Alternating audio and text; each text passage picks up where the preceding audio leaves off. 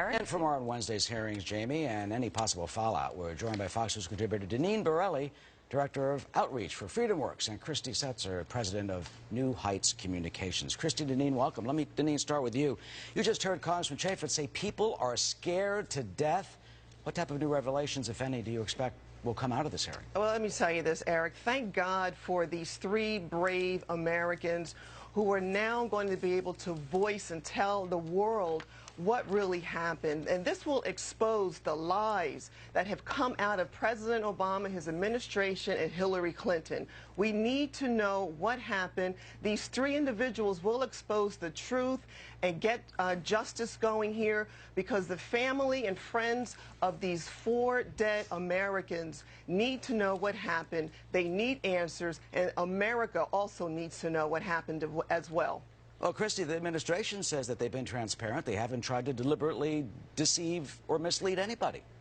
That's right. I think that it's pretty disingenuous to think that we're going to get any new answers or provide new accountability that hasn't already happened in the many, many months since the Benghazi attacks last September. Look, I don't want to diminish the deaths of 4 Americans in Benghazi in September, but we had 7 deaths of Americans in Afghanistan yesterday. We had 20 little kids die in Newtown in December. We've had 4,000 people die by guns alone since Newtown, and I don't see Republicans lifting a finger to do anything about any of that. This is not really about making our embassies safer. If it was, Republicans wouldn't have voted to cut diplomatic security. This is about embarrassing the president and about embarrassing his administration, which is they've tried to do consistently. You know, you're sounding like Hillary Clinton. You know, what difference does this make? And here's the difference that it makes. We need answers now. There has been gross negligence that has occurred. Christy, let her finish. Gross negligence with the media, with Obama, and with Hillary Clinton. They sent Susan Rice out. She lied. Where was Obama during the 7.5 hours of this attack? Let her finish. Where was Hillary Clinton during the 7 hours of this attack as well?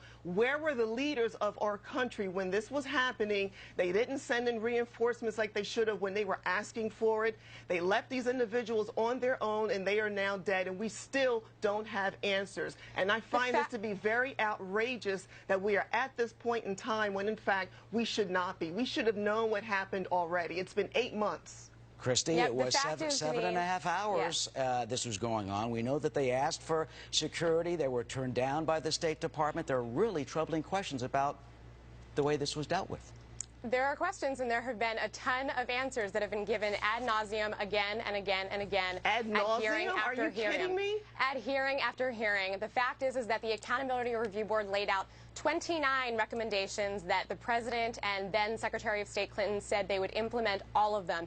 As we already heard earlier this morning, the Accountability Review Board interviewed 100 people, some of which were, in fact, on the ground that night. So, again, the fact that we think that we are going to be hearing something new, no, we're not. This is just a good topic of political distraction for Republicans. Even the State Department Inspector General is conducting their own investigation of the internal investigation that was done as to why these individuals did not come forward. We have an investigation, but no answers. Why are we still at this point? This is outrageous, and America needs answers now. Christy? Okay, again, the State Department investigation is not related to the so-called whistleblowers. It is related. It is routine. Come on, stop trying to spin this. It is related. We need answers, we need justice, and we need to hold someone accountable. We still don't have anyone that's been held accountable. We know that the investigation, they did say that they did say they are reviewing the whole Accountability Board process. Yes. But Deneen, what do you think went wrong here?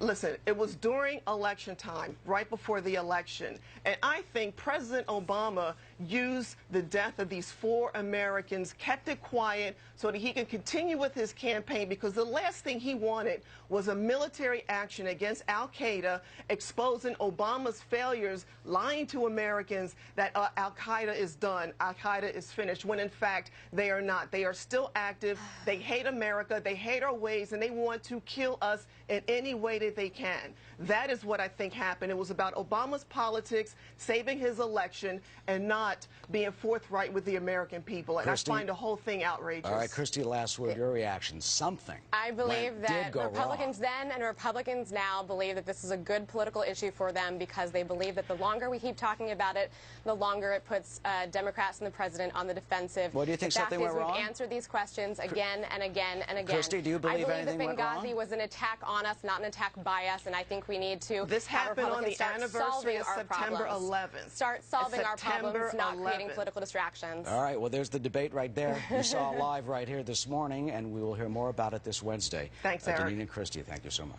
Thanks for having me.